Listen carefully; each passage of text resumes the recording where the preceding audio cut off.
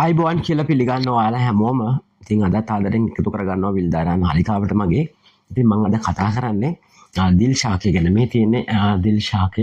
ඉතින් දිල් ශාකය කියන්නේ බොහොම ඖෂධීය ගුණයක් වගේම ආහාර විශිද්ධිය විශේෂයෙන් මස් වගේ ಜಾති ඔයාලා හදා ගන්නකොට අපි මේව එකතු කරගන්නවා. ඉතින් මේකේ රස සහ බොහොම ඖෂධීය ගුණයක් තියෙනවා. ඒ වගේම සුවඳයි.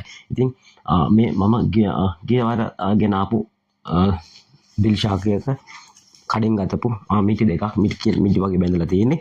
ඉතින් මම ඒකෙන් ආහාර ගස ගතපු දිල් ශාකයේ බීජ තමයි මේ තියෙන්නේ. ඉතින් මම මේ බීජ මේ වසන්ත කාලේ උදාවේ මත් එක වර්ෂාපතනය ලැබෙනවා. ඔයාලට මගේ පිටිපස්සෙන් අද channel එළිය පේනවා.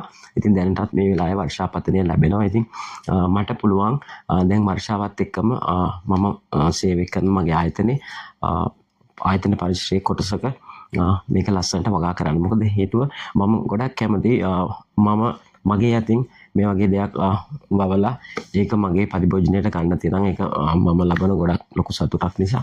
ඉතින් මම ඔයාලට ආරාධනා කරනවා ඔයාගෙත් ගෙදර පුංචි ඉඩ කඩේ හරි කැමතිම ඔයාලට හොයාගන්න පුළුවන් පහසුම බීජ වර්ගයක් තියෙනවා නම් මොනවා හරි කමක් නැහැ. ආහාරයට සහ ඖෂධීය වශයෙන් වටිනාකමක් තියෙන ඒවා වගා කරන්න.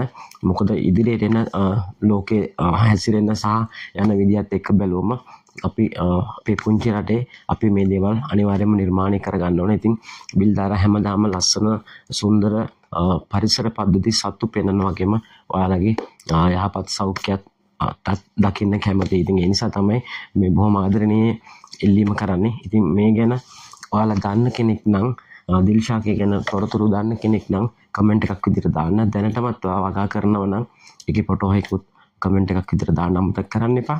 ඉතින් විල්දාරා YouTube නාලිකාව ඒ වගේම විල්දාරා Facebook page එක follow කරන්න.